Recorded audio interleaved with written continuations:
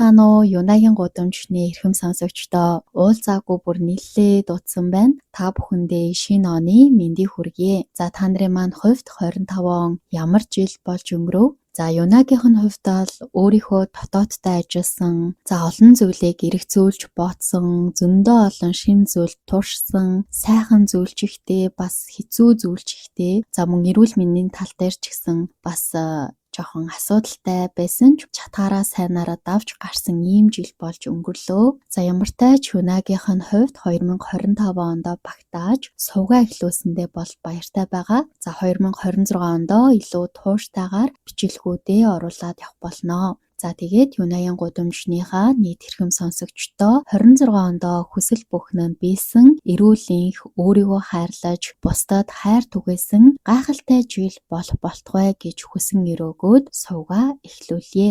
За өнөөдрийн босон явдлын дугаартаа Британи улсад болсон маш хүнд гэмт хэргийн талаар ярина. Тэгээд өнөөдрийн хэрэг маань бага насны хүүхэдтэй холбоотой маш харгас хэрэг учраас эмзэг мэдрэмтгий хүмүүс байвал сонсохгүй байхыг зөвлөж байна. За бичлэгээ бэлдэж байх явцад надад хүртэл маш хүнд туссан болохоор урьдчилж бол анхааруулж байгаа юм шүү. Ингээд Юнагийн гудамжны хаалга нэгдэж байна. Суугтаа тавтай морил. За энэ хэрэг бол хүмүүсийг хүн муу зүйл хийхэд нас ямар ч хамаагүй гэдгийг ойлгуулсан маш аимшигтай хэрэг байгаа. За босын явдал гэвэл 1993 оны 2 дугаар сарын 12-ны өдөр Деннис Булгер гэх эмэгтэй 2 настай хүү Джеймстэйгээ Ливерпулийн оролцох Стрэнд хэмээх худалдааны төвөөр үйлчлүүлж байсан. За тэр өдөр Деннис хүүгээ ямар нэгэн тэрэгтэй энтер авч гараагүй, зүгээр л гараас нь хөдлөөд алхаж байсан нь тухайн Деннис гэх эмэгтэйн хувьд амьдралынхаа туршид харамсах хамгийн харамсалтай нэг шийдвэр нь болсон байгаа. За ээж нь хүүтэйгээ тус махны дэлгүүр рүү ороод юм авчгаад төлбөрөө төлөх гээд хүүгийнхээ гарыг бол түрхэн тавиад бүр хэдхэн секундын дараа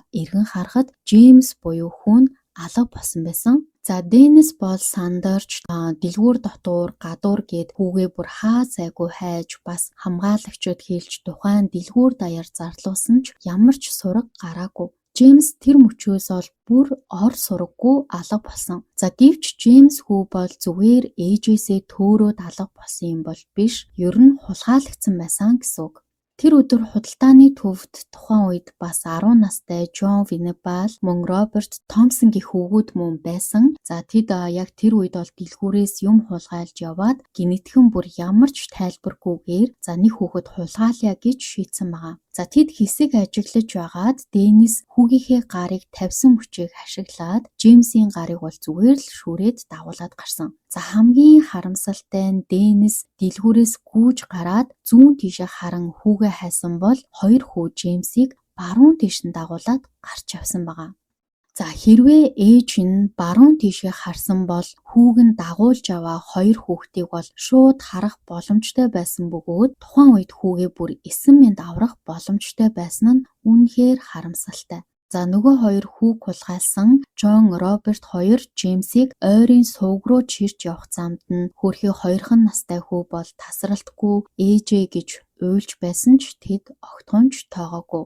За энэ хэрэг дээр маш олон удаа хүү аврагдах боломжтой моментууд бол байсан. Харамсалтай нь бол хинч түүнд тусалж чадаагүй. За замд нь бүр 35 орчим хүн тэднийг харсан ч гэсэн за том ахнар нь дүүгээ дагуулж аваа юм байна да гэж бодоод юу ч хэлээгүй өнгөрч байсан байгаа. За сувг дээр очиод тэд Джеймсийг газар руу шидэж, зодож бүр маш их гэмтээсэн. За тэгээд тэр нийл хамтан бол мэдээж маш их өвдөж, айж, уйлах нь бол ойлгомжтой. За хүүг уйлаад эхлэхээр нь тэр хоёр хинч анзаарахгүй гэж толгой дээр нь гадуур хувцсыг нь бүтээж халахсан байгаа. За тэд гурав дараа нь хүн ихтэй гудамжаар явж байх зөөр Роберт бүр ил цагаан хүүг хавирга руу нь өшөглөж байсан байгаа. За эцэст нь тэд бүр хүн явхаа байсан хуучин төмөр замын торон дээр очисон бөгөөд за тэнд болсон үйл явдлыг бүр нарийн ярих боломжгүй бөгөөд за нэг үгээр хэлэх юм бол тэд 2 настай хүүг хайр найргүй бүр маш харгасаар зодож хөнөөсөн гэсэн үг. За хүүгийн гавлын ясан дээр 10 хугарал, бие дээр нийт 42 гэмтэл байсан гэж шинжээчид тогтоосон. За тэр бяцхан амтан дээр бүхэл бүтэн 40 гаруй гэмтэл гэхээр бараг гэмтээгүй газар байхгүй тийм их тамлан зовоосон болж таарч байгаа. За энэ бол үнэнхээр аимшигтай. За 2 хүү дараа нь түүний биеийг төмөр зам дээр орхисон бөгөөд хожим галт тэрэг дайрч бие нь 2 хэсэг болсон байдалтай олдсон бөгөөд хүүхдийн цогцыг ойролцоо тоглож байсан хүүхдүүд хэрэг гарснаас хойш 2 хоногийн дараа олсон. За шинжээчид Джеймсийг галт тэргэнд дайруулахаас өмнө нас барсан байх магадлалтай гэж үзсэн. За тэр нь ч гэсэн бол үнэн байсан. За эхэндээ бол цагдаа нар Джеймсийн эцэг эхийг сэжгэлсэн ч хожим худалдааны төвийн CCTV-ийн бичлэгийг шалгаснаар үнэн ил болсон. За түүхэнд хамгийн их таарсан зураг бол Джеймсийг 2 том хүү гараас нь барин дагуулж яваа гэрэл зураг байдаг. За гэвч тэр томоо гэж харсан хүүхдүүд нь бол үнэндээ 10 настай Джон Венебал, Роберт Томсон хоёр байсан. За бичлэгийг олон нийтэд цацах үед нэгэн эмэгтэй Джон Венебалыг таниад цагдаад бол мэдэгдсэн. За түүнээс хойш 2 хүү гудалгүй баривчилсан ба шалгалтын явцад тэдний хувцсан дээрх цэнхэр будга нь Джеймсийн нүд рүү хасгасан будагтай таарч за мөн гутлнаас нь цусны мөр олцсон. За шинжилгээгээр бол тэрхүү цус нь хүүгийн цус байсан гэдг нь тогтоогдсон. За Джон байцаалтын үеэр би түүнийг алсан. Ээжт нь хэлээрээ уучлаарай гэж хэлсэн байдаг. За харин Роберт эхэндээ бүхнийг үгүйсгэж байсан ч сүүлд одоо тэр өдрийн өмссөн хувцас босон явдлын талаар хит нарийн мэдээлэл өгснөөрөө өөрийгөө илчилсэн байдаг. За ингээд 9 сарын дараа шүүх хурал эхлэхэд олон нийт тэрхүү шүүхийн гадаад цугларч тэднийг устгах, амиар нь төлөөс төлье гэж орилж бухимдлаа илэрхийлсэн. За тухайн үедээ нийгмийг бол бүхэлд нь үнэхээр цочролд оруулсан хэрэг байсан учраас бүгд л хэрэгтэн хүүхдүүдийг жигшиж зэвүүцэж байсан нь ойлгомжтой. За шүүхийн үеэр Роберт тун хүйтэн харамсаж байгаа шинжгүй сууж байсан нь олонний дургуутслыг улам нэмсэн. За харин Джон олон удаа уйлж орилж байсан. За сэтгэл зүйчид бол 2 хүүхдтээр одоо сэтгцийн өвчтөй байна уу үгүй юу гэдгийг одоо шалгасан. За сэтгэл зүйчид бол 2 хүү муу мухайг бол ялгах чадвартай сэтгцийн өвчтөй биш ээ. За тийм мөртлөөсөө ийм аимшигтай зүйл хийх болсон шалтгаан нь тодорхойгүй гэсэн дүгнэлт гаргасан. За эцэст нь Джон болон Роберт хоёр Их Британий түүхэнд 250 жилийн дараа хамгийн бага наснда хүний амь хохироосон хэрэгээр буруутгагдан шоронд хоригдсон. За тэдэнд насанд хүрээгүй долгодог Хатан хааны таалал гих хугацаагүй ялыг оноосон. За хамгийн бага хугацаа нь тухайн хэрэг бүрээр хамгийн бага ял тогтоогддогч дээд хугацааны хязгаар гэж байдаггүй. За Джон Венебал, Роберт Томсон хоёр бол маш бага буюу тэр аимшигт хэрцгий үйлдэлийнхээ төлөө ердөө 8 жилийн ял авсан. За 18 нас хүрэх үед нь тэднийг нийгэмд аюултай эсхийг дахин үнэлж шийдвэр гаргана гэж заасан. За энэ Хатан хааны таалал гэдэг хуульд нь хэрв хүн амны хэрэгт буруутгагдан ял сонсож буй этгээд тухайн гэмт хэрэг үйлдэх үедээ 18 нас хүрээгүй байсан нь шүүхээр тогтоогдвол энэ хууль болон бусад альва хуульд өөрөөр заасан эсгээс үл хамааран шүүх тухайн этгээдийг Хатан хааны тааллаар хорих ял онооно гэж заасан байдгийм байна. За миний хувьд бол энэ мэтийн одоо насанд хүрээгүй гэдэг зүйлээс болж хүн алсан, хохироосон, гэмт хэрэг үйлцсэн хүүхдүүдийг ялаас мулталдаг хуулийг болиосоо гэж бол боддог. Ягд гэвэл хэдий хүүхэд ч гэсэн бүхнийг ойлгодог, юуг буруу зөвийг мэддэг байхад бүр тэгээд зориудаар ноцтой гэмт хэрэг хийчгээд байхад нь ял өгөхгүй ингээд байгаад байвал за гэмт хэрэг үйлцсэн харгас хүүхдүүд за угаасаа ял өгөхгүй гээл одоо ийм амар хэрэг бүр мэдсээрэж магадгүй дахин хийж байгаа байх гэж боддог. За тиймээс хүн хийсэн зүйлдээ хариуцлага заавал үүрдэг байгаасай, шудраг байгаасай гэж боддог. За хохирогчийн тал тэгээ яах юм те бүхэл бүтэн хайртай хүнээ алуулчаад хэрэгтэн насанд хүрээгүй юм чиндээ гээд бүр зүв зүгээр нийгэмд амьдраад явах нь бол надад маш шудраг бус бүр хүсний хох амьдын зол гэж байгаа юм шиг санагддаг. За энэ хуулиас болж насанд хүрээгүй хүүхдүүдийн гэмт хэргийн тоо бас өссөн юм байлээ. За хэдий налуурчин хүүхдүүдэд хорих ял өгсөн ч бүх насаараа биш учраас эд залуу насандаа гарч ирнэ. За гарч ирээд мэдээж шоронгоор харж явахнасаа хүмүүжсэн юм чинь нийгэмд дахиад л одоо аюул учруулах өндөр эрсдэлтэй учраас надаа ял нь бол маш бага санагцсан. За та нар бас энэ тал дээр юу гэж боддог вэ? Бас бодлоо хуваалцаарай. За тэгээд үргэлжлүүлэхэд бол тэднийг шоронд ялаа эдэлж байх хугацаанд ямар нэгэн асуудал гаргаагүй гэж мэдэгдсэн. За тиймээс харамсалтай нь тэд 2001 онд 18 нас хүрээд суллагдсан. За тэднийг суллагдсныг мэдээд олон нийтийн уур бухимдал өшөө авах оролдлогын эрсдлийг нь бодож тэдэнд шин нэр өгч амьдралыг нь нууцлахаар болсон юм билээ. Учир нь бага насны хүүхдийг алсан гэмт хэрэг тухайн үедээ олонний уур бухимдлыг бол туйлд нь хүргэсэн учраас шүүхийн шийдвэрээр тэдний нэр, зураг, гадаад төрхийн талаар бүр ямар ч мэдээлэл тараахыг хориглосон. За уг нь бол миний бодлоор харин ч бүр сэрэмжлүүлэх ёстой юм шиг санагдсан. Бага насны хүүхэдтэй айлын хажууд хүр шинтер болоод очвол бол аюултай санагдсан. За тэр үеэс өнөөдрийг хүртэл тэдний эсрэг өшөө авах ноцтой оролдлого бол гараагүй. Харин Джеймсийн ээж Дэнис 2004 онд Робертыг олох гэж оролцсон боловч за тэр хэрэгээс болж цочролд орж саажилттай болсон учраас чадаагүй юм билээ. За Роберт Томпсон суллагдсанаас хойш бол нийгэмд дасан зохицож хууль зөрчсөн тохиолдол дахин гаргаагүй гэж үздэг. Харин Джон Венебалийн хувьд байдал огт өөр байсан. 2010 онд тэрээр бага насны хүүгүүдтэй холбоотой аимшигтай хууль бус бичлэг татаж авсан хэрэгт буруутгагдан дахин шоронд орсон. За тэр ингээд л одоо дахиад л нийгэмд аюул учруулж байгааз. За тэгээд 2013 онд түүнийг суллах үед хохирогч одоо 2 настай хүү Джеймсийн аав Ральф би хүүгийнхээ алуурчдыг хизээж хуучилж чадахгүй. Венебалыг бол суллаж болохгүй гэж мэдэгдсэн ч шүүх бол түүнийг сулласан.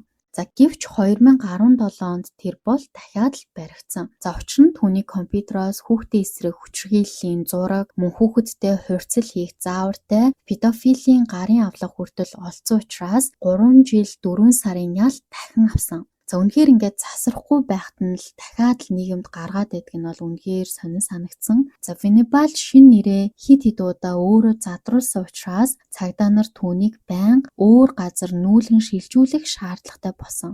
За зарим зураг олон нийтэд таарсан ч түүнийг үнэхээр Венебал мөн эсхийг батлах боломжгүй байдаг юм лээ. За мэдээж гэмт хэрэгтэн хуулиар хамгаалж байгаа нь олон хүнд бол утгагүй санагдаж байсан нь ойлгомжтой. За 2 настай хүүхдийн амийг эвгүүтгсэн хүн хожим том болоод бүр хүүхдэд халтсан хэрэг үйлцсэн хэрн дахин суллагдаж байгаа нь Джеймсийн эцэг ихэд бол маш хүнд дарамт шаналл болсон хэвээр байсан. Харамсалтай нь өнөөдрийн хүртэл Джон Венебал болон Роберт Томпсон хоёр яагаад Джеймс хүүг алсан нь тодорхой болоогүй. За гэхдээ тэд 2 настай Джеймс Булгарыг хөнөөсөн тэр өдрөөс эхлэн хүн муу зүйл хийхэд нас хамаардаггүй гэдгийг дэлхийд дахинд харуулсан нь бол үнэхээр аимшигтай.